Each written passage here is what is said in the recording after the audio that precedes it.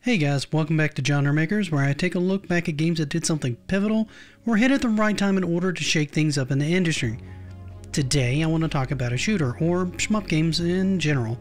Not exactly how it got its start, that part we've covered a decent amount of on the channel, but the ones that shook up how the early games worked and gave us a lot of the framework that we have today.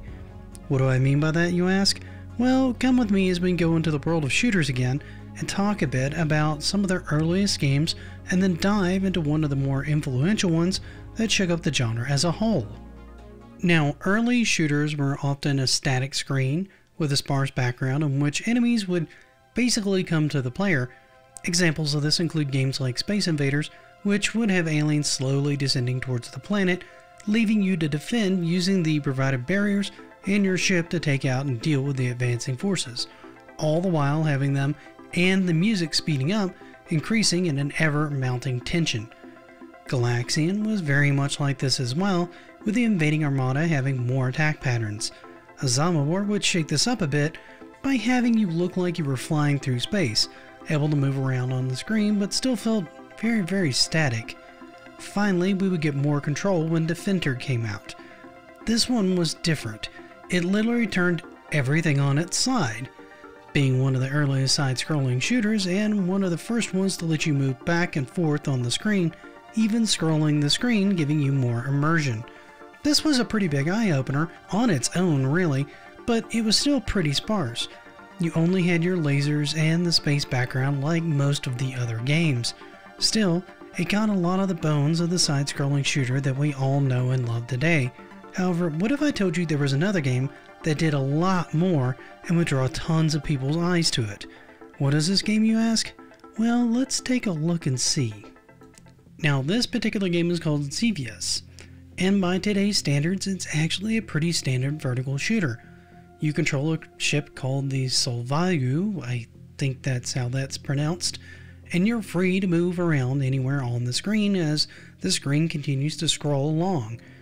Now, enemies will come flying towards you, many of them looking like flying, flipping coins. I mean, look, you look at these ships and you tell me what you see, okay? I see coins flipping through the air. On top of having airborne enemies, you also had turrets and tanks that would fire at you from the ground. To handle this particular threat, the game gave you not one, but two attack buttons. Your normal blasters, called air zappers, of which there was apparently no level of power-ups that I could tell, at least not with my time in the game, and a ground weapon called a blaster bomb. Your reticle in the game was primarily used to help you know when to drop the bombs to hit your target. What made this game so special wasn't that it was a vertical shooter. A handful of those had already been around before this, but the fact that the terrain you flew over was constantly changing. And not only that, enemies that moved along it moved in different patterns than those in the air. The extra complexity of the game, on top of the fact that you had a fully rendered stage, not just a starfield around you, gave it a level of realism and engagement like nothing that had really come before it. In short, it really did feel like you were flying over the space in the game, in large part due to the references of the terrain below you. It gave you a sense of speed and scope of the land that you were covering and truly felt like you were progressing forward in the game.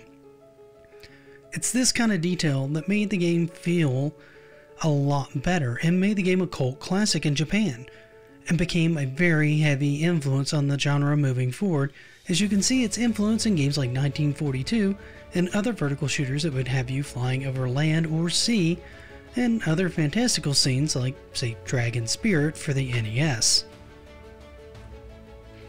However, I think that's enough of me. Now I'd kind of like to hear from you guys. How many of you guys knew about Xevious, and how many of you actually ever played it? Do you see this kind of influence on other games that you played in this genre? And do you play this genre at all?